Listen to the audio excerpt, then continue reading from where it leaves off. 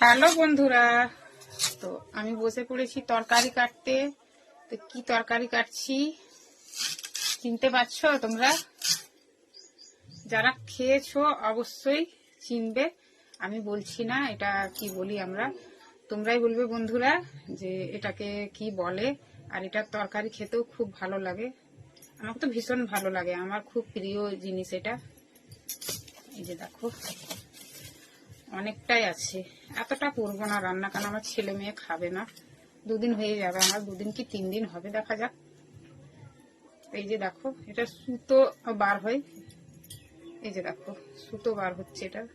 এটা আমি কেটে ডাইরেক্ট জলে দিয়ে দিচ্ছি। এই যে দেখো জলে কিছুক্ষণ ভিজলে ভালো হবে, তারপর এটা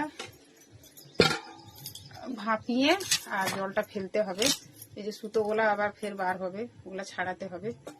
আর অনেক মোটা মোটা আছে, পাতলা পাতলাও হয়, কিন্তু পাতলাটা না তাড়াতাড়ি সিদ্ধ হতে চায় না, মোটাটা খুবই সুন্দর সিদ্ধ হয়ে যায়। আজকে এটা আমার হবে আলু দিয়ে তরকারি।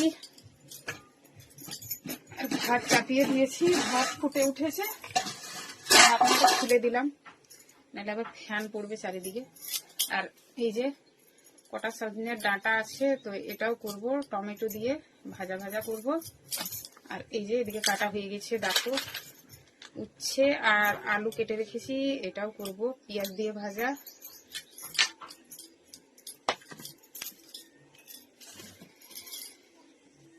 কারা কারা খেয়েছো বন্ধুরা এই সবজিটা, আমাকে অবশ্যই জানাবে।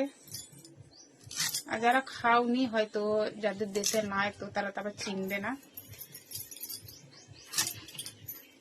আর যদি কেউ খেতে চাও তাহলে চলে আসিও, তরকারি খাওয়াবো এটা। দেখো ভালো করে দেখিয়ে দিলাম, এই যে দেখো নামটা আমাকে অবশ্যই জানাইও, ঠিক আছে বন্ধুরা? তো এখনকার মতো ভিডিওটা এই পর্যন্তই, বাই বাই।